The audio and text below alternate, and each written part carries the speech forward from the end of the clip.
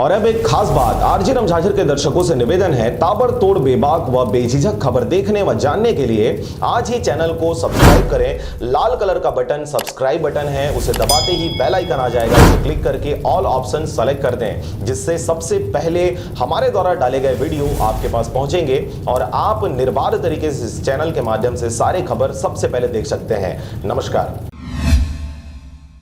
नमस्कार, आप देख रहे हैं आरजे रमझाझर और मैं हूं पुखराज सिंह। सोमवार को बिलासपुर जिले के छत्तीसगढ़ भवन में सर्व छत्तीसगढ़िया समाज के अध्यक्ष रमेश यादव का प्रथम आगमन हुआ, जिसमें एससी, एसटी और ओबीसी वर्ग के लोगों द्वारा छत्तीसगढ़ भवन में रमेश यादव का भव्य स्वागत किया गया। देखिए रिपोर्ट।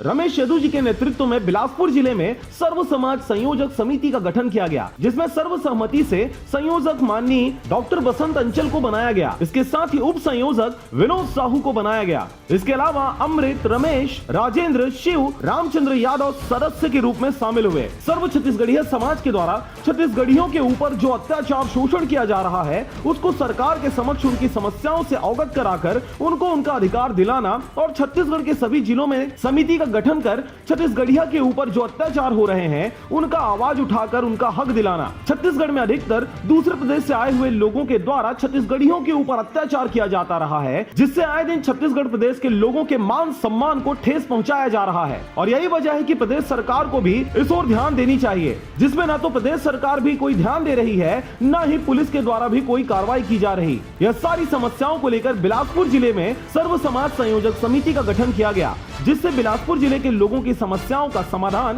किया जा सके। इसके साथ ही सरकार का भी ध्यान आकृष्ट किया जा सके।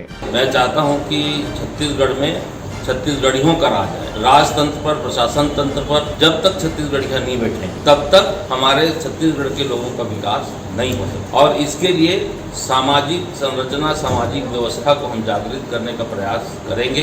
बिलासपुर से अमित की रिपोर्ट, आरजे रमझाझर।